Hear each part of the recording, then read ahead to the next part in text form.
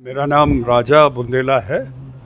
मैं national school of drama Delhi और Poona film institute से पास आउट एक्टर हूँ। काफ़ी लंबे समय तक मैंने सिनेमा किया और अभी भी कर रहा हूँ, लेकिन अब मैं बुंदेलखंड के लिए पूरी तरह से समर्पित भाव से वहाँ काम कर रहा हूँ। वहाँ के विकास की बात कर रहा हूँ और एक छोटे राज्यों की जो बात है कि देश में अगर कहीं कोई तरक्की हो सकती है तो छोटे राज्यों के द्वारा हो सकती है, और बुंदेलखंड नया राज्य बने तो इसके लिए मैं लड़ाई लड़ रहा हूँ। और सिनेमा में दूसरी चीज़ों में बड़ा परिवर्तन आ गया।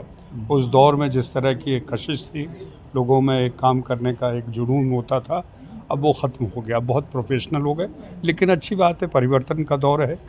उस तरह का तो ना सिनेमा रहा, ना उस तरह के कलाकार रहे, ना उस तरह के डायरेक्टर, ना उस तरह का कमिटमेंट है।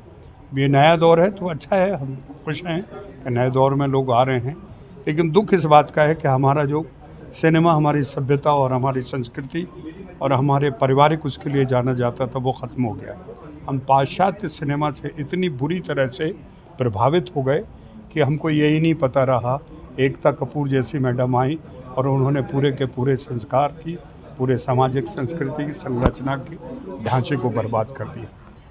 हमें दुख इस बात का है कि बगैर पढ़े लिखे लोग, मैं उसी फैटर्निटी का हूँ, ये कहने में मुझे कोई शर्म नहीं है कि जो सिनेमा में इस वक्त काम कर रहे हैं, जो काम बना रहे हैं, उन्होंने पूरे के पूरे व्यवसाय को चित्रित कर दिया है। जबकि सिनेमा समाज का आईना होता था, रंगमंच भी समाज का आईना होता था, वो आईना विकृत और विकृत कर दिया।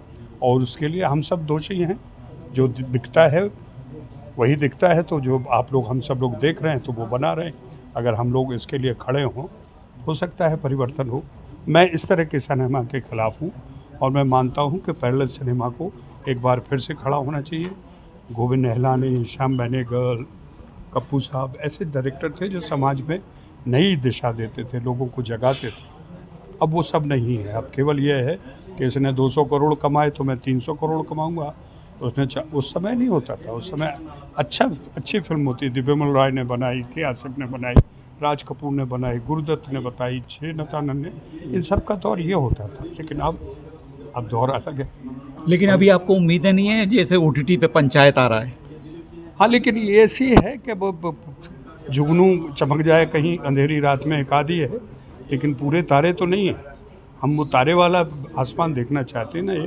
एक पंचायत अकेले से थोड़ी, और वो भी ओटीटी पर है। अगर ओटीटी नहीं आती तो इस तरह का तो सिनेमा ख़त्म ही हो चुका था। और हम धन्यवाद देते हैं ओटीटी को कि कम से कम आया और एक नई किस्म की सोच को धन्यवाद दिया। परिवर्तन को नहीं मैं डिनाई कर रहा हूँ। देखिए, परिवर्तन तो होना ही है और होगा, आज नहीं तो कल होगा। लेकिन परिवर्तन में आप अपनी जड़ों को थोड़ी ख़त्म कर देंगे। आप कहाँ जब पहुँचेंगे? आप नो मैंस लैंड में पहुँचेंगे। आप पाश्चात्य के परिवर्तन नहीं है, आपका वेस्टर्न कल्चर नहीं है।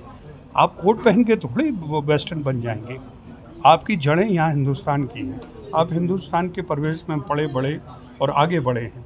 अगर आप यहाँ के हैं तो यहाँ की संस्कृति को आपको लेके चलना पड़ेगा।